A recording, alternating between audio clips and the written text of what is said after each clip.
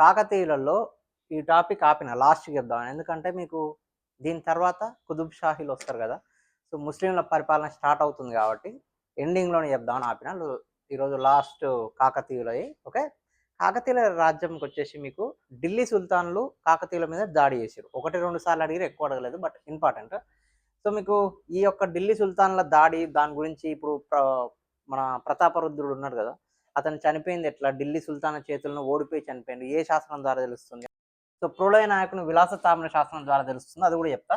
So మెయిన్గా వచ్చేసి మీకు ఫస్ట్ మొదటి దాడి ఢిల్లీ సుల్తాన్ ఓవర్ అంటే అల్లావుద్దీన్ ఖిల్జీ. బట్ ఢిల్లీ సుల్తాన్ యొక్క సేనాపతి, అది గుర్తుపెట్టుకోండి, మాలిక్ ఫక్రుద్దీన్ జునా, ఎంఎఫ్జే అని పెట్టుకోండి. ఇట్లనే షార్ట్ కట్గా పెట్టుకోండి, 2-3 సార్లు చదివినాక అలవాటు అవుతుంది. నేను మొన్న కూడా చెప్పినా, మళ్ళీ చెప్తున్నా, షార్ట్ కోడ్స్ పెట్టుకున్నట్టు కాదు, దానికి సంబంధించినటువంటిది మళ్ళీ రివిజన్ చేయాలి, అప్పుడే మీకు గుర్తుంటుంది. ఈరోజు చదివి నెల తర్వాత మళ్ళీ హిస్టరీ పడితే గుర్తుండదు. ఇవన్నీ ఒక నోట్స్లో రాసుకోండి, నోట్స్ అప్పుడప్పుడు రివిజన్ చేయండి, 1 గంట సేపు, అంటే 3 రోజులకు ఒకసారి, 4 రోజులకు ఒకసారి. ఓకే, సో యుద్ధం ఉప్పరపల్లి దగ్గర జరిగింది, ఢిల్లీ సుల్తాన్లు ఓడిపోయారు. జస్ట్ అవుట్లైన్ గుర్తుపెట్టుకోండి, ఇన్ డీటెయిల్గా ఎప్పుడు అడగరు కూడా. సో సెకండ్ సారి మళ్ళీ దాడి చేసిరు అల్లావుద్దీన్ ఖిల్జీ నేతృత్వంలోనే.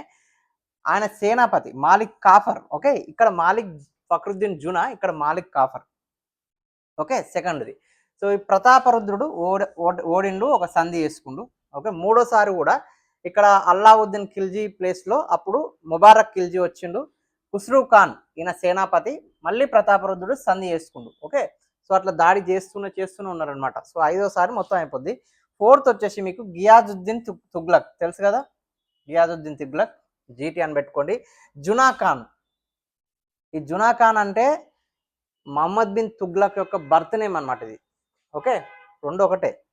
సో ఇది దాడి జరిగింది, జస్ట్ ఏం జరగలేదు ఇందులో. నెక్స్ట్ 5th వచ్చేసి, ఇది చాలా ఇంపార్టెంట్, ఇవన్నిట్లో కల్లా 5th చాలా ఇంపార్టెంట్, ఎందుకంటే Kakatiya lasted in the 5th war. Okay, so అప్పుడు నెక్స్ట్ గియాజుద్దీన్ తుగ్లకే 1323, ఇది లాస్ట్ కాబట్టి గుర్తుపెట్టుకోండి. ఈ యుద్ధంలో కాకతీయులు ఓడిపోయినారు. ఓకే, ఈ బొబ్బారెడ్డి అనేట ఆయన ఒక ఆయన వెన్నుపోటు పొడిచిండు, అంటే శత్రువుల చెంట చేరి కాకతీయులకు అగైనెస్ట్గా చేసిండనమాట. సో ప్రతాపరుద్రుడు పాపం బందీగా మారిండు. తర్వాత అతను ఒక నర్మదా నది నర్మదా నదిలో దూకి చచ్చిపోయిండు అని చెప్పేసి ఒక వాదం. ఓకే, సో మెయిన్గా ఇది నీకు ఎలా తెలుస్తుందని కూడా ఇంపార్టెంట్, ఎందుకంటే విలాస తామ్ర శాసనం ముసునూరి ప్రోల నాయకులది. ఓకే, ఈ మాలిక్ మక్బూల్ ఉన్నారు కదా, ఆయన ప్రతినిధిగా మన జునా ఖానే. ఓకే, ఢిల్లీ సుల్తాన్ సేనాధిపతి, ఇక్కడ చెప్పిన కదా ఓవరు సేనలకు వహించింది అని చెప్పేసి.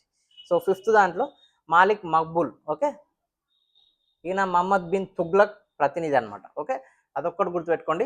మెయిన్గా వీటికి సంబంధించినటువంటి ఎండింగ్ ఎట్లా తెలుస్తుంది మీకు సోర్సెస్ అంటే, ఒకటి ఇప్పుడు చెప్పినట్టు, ఇది లాస్ట్కి అందుకే ఇప్పుడు చెప్తున్నాం, ప్రోలయ నాయకుని విలాస తామ్ర శాసనం ఒకటి, రెడ్డి రాణి ఉంది కదా ఆమె అనితల్లి కల్వచేరు శాసనం ఒకటి, కాసే సర్వప్ప ఉంది కదా ప్రతాప చరిత్ర ఒకటి.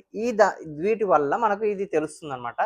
ఇంకోటి ముస్లిం నాయకులు, ముస్లింకి సంబంధించినటువంటిది అమీర్ ఖుస్రో, అబ్దుల్ వాసా ఉంది కదా, వాళ్ళకి సంబంధించిన రచనలు కూడా తెలుస్తుంది. ఓకే, ఇది కాకతీయులు ఢిల్లీ సుల్తాన్ల దాడి వార్స్.